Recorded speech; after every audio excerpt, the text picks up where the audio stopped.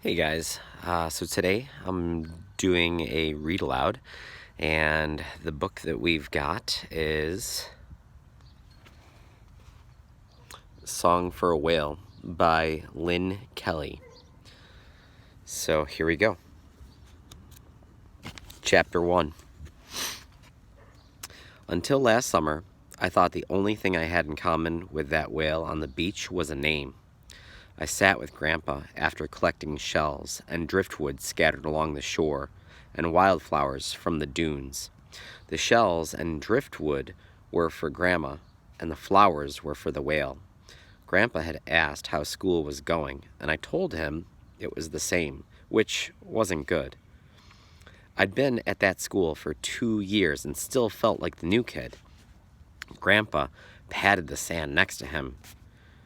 "Did you know she was probably deaf too?" he signed. I didn't have to ask who he meant.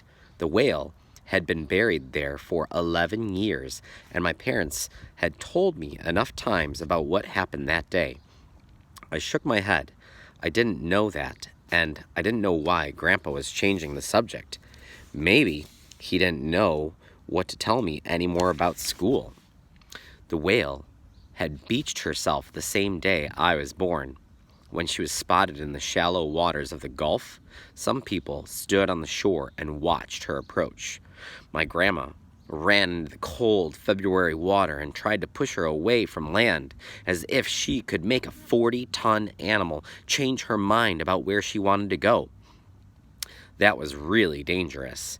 Even though the whale was weak by then, one good whack with a tail or a flipper could have knocked Grandma out. I don't know what I would have done. Jumped in like she did, or just stood there. She wasn't born deaf like we were.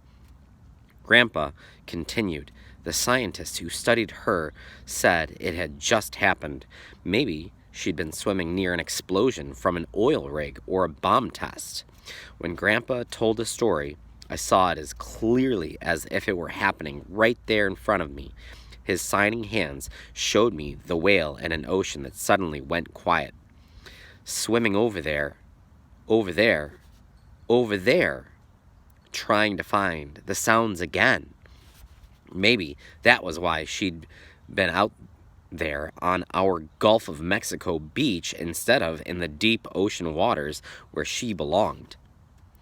Sei whales didn't swim so close to shore. Only her, and on that day.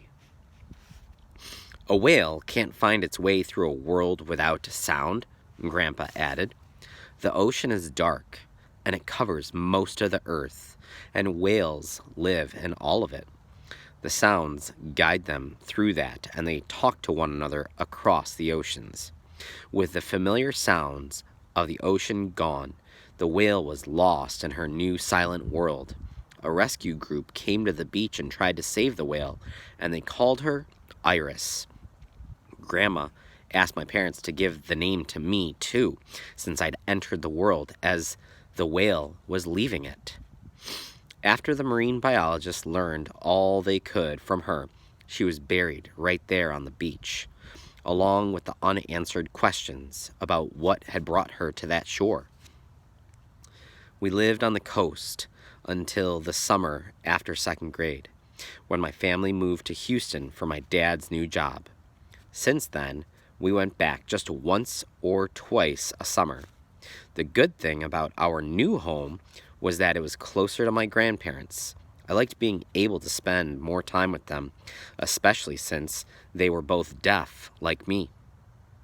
But we all missed the beach, and I had missed being around kids like me.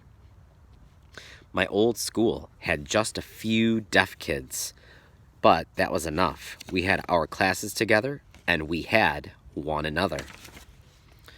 But it's different for us, Grandpa signed. Out here, there's more light, and all we need is our own small space to feel at home.